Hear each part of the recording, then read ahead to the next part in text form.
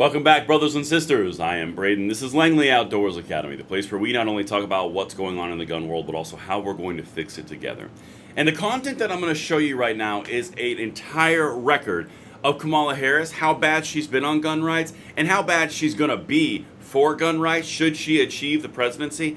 This video is meant to be a record and also sent to every single person that you know, because they need to know this information. Again, a big part of what we focus on is not only what's going on, but how do we change it for the better. And a big part of this is sharing this information in a concise manner. So, with that said, I'm going to get right into it. Everything will be linked into the description box below if you'd like to check my sources. And of course, make sure you hit that like button, subscribe to the channel, and turn the notification bell on. And please, that extra step, send this to every gun owner, because we can defeat this woman, but we have to activate. And that's a really big part. Now, this content is brought to you by an innovation from Caliky. Now, Caliky, this thing looks like something you've seen pretty typical if you know what an AR internals look like. This is the engine. Well, this engine now makes it a bolt gun. Now, this is incredible for training applications, for hunting, for accuracy. But not only that, this gets you around any type of issue that you'd run into from an infringement standpoint. And as you look at this, it funds the very lawsuits which prevent the infringements, which makes it necessary to begin with. This is something, check it out, Caliky leading the innovation on that, and thank you to them for sponsoring this content. But let's get into this, because first of all, don't let this guy eat your subscription. That's the YouTube monster. I don't want to dive into it too hard, but it's been happening, so just check your subscription. Check this out right here. This is all in one place, so you guys can send this out. Please send this one out, because this is what you need to know in a very concise package. Kamala Harris has spent decades fighting to protect people from gun violence. So this is obviously from a pro-gun source, pro-gun control source. So what they're going to do here is shine this in a positive light. But they've made a wonderful list. In fact, did you know that she was on the active list to oppose Heller? Yeah, let's keep going. Let me show you all these things and I'll break it down. As you can see, July 25th, this article was released yesterday. While serving as San Francisco's district attorney, Harris became known for prosecuting domestic abusers. As Attorney General of California, her office investigated and seized firearms from those who unlawfully possessed them. And as a U.S. Senator, she co-sponsored bills to ban assault weapons. Now, those things we've kind of known about. AWBs, universal background checks, that's what she's been touting right now on the campaign trail in like her third day. Okay, it's one of her go-tos.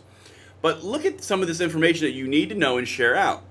In 2003, for example, her first campaign to be San Francisco's district attorney, she promised to better address gun crimes if elected. While campaigning against incumbent Terrence Hallinan, Harris claimed he wasn't doing enough to address the city's gun violence. So this goes back 21 years to 2003. Okay, this is not someone who it's a maybe she might be for gun rights, might be for gun control. This is a dyed-in-the-wool gun controller from 2003. If you aren't keeping track, it's 2024. Let's continue. I got a few things you gotta know about this woman. After she was elected, she opposed pre-trial release for those charged with gun crimes, which, by the way, gun crimes in California are like if you have it across the wrong imaginary line, okay? And became known for prosecuting domestic abusers. Additionally, Harris worked with the then San Francisco Mayor Gavin Newsom to develop stronger local gun regulations. Gavin Newsom is the guy who introduced the 28th Amendment, which was basically gun control on steroids, to be an amendment to the Constitution of the United States. It went nowhere, but that's who we're dealing with. This is the same guy who has pursued all the gun control in California as the governor. We've seen it, we've covered it, we talked about it. Goodness gracious. And this part, this actually surprised me. I didn't know this part until I did this research.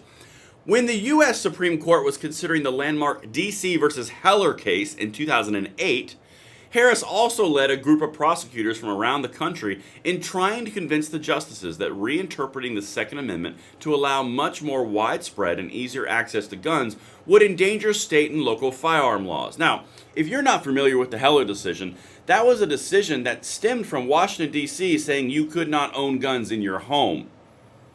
She led a contingent of prosecutors across the United States to say you could not have guns in your home. That was the entire impetus of the lawsuit of Heller.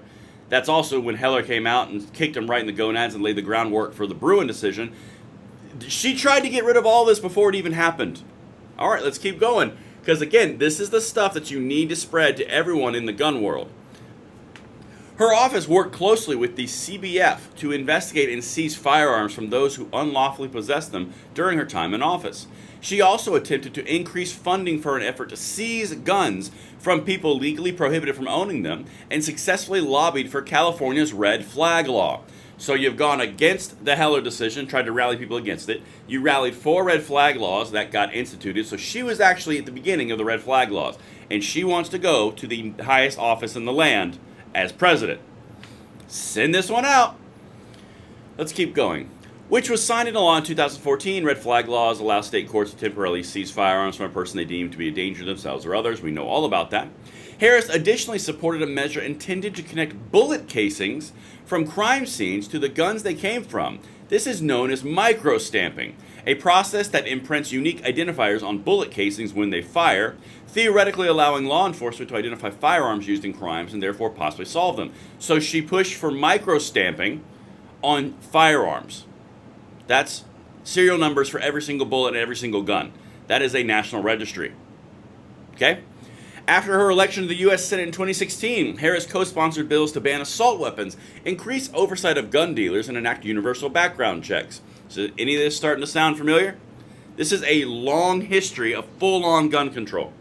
In 2020, during the presidential primary, Harris also campaigned on a platform that included the mandatory buyback of assault weapons. So red flag laws, opposed DC v. Heller, brought in, seized firearms, wanted to ban assault weapons, mandatory buybacks of assault weapons, which is weapon seizure.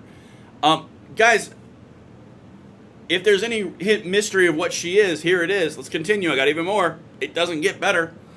And you guys know this is starting to get to current time now.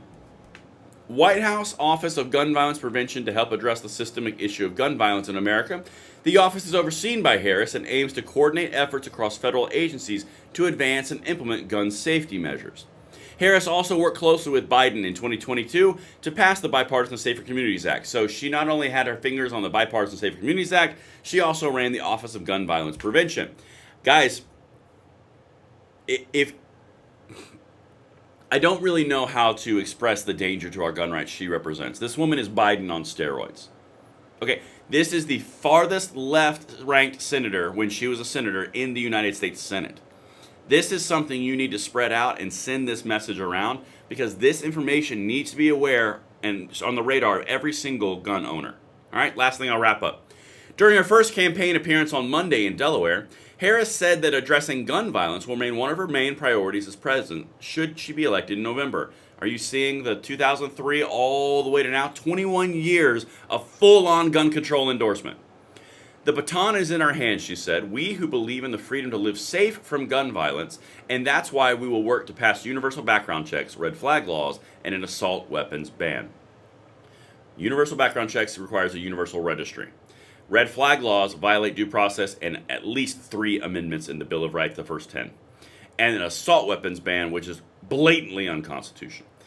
This woman is campaigning on her history, her historical record of gun control, and bringing it now to the office of presidency.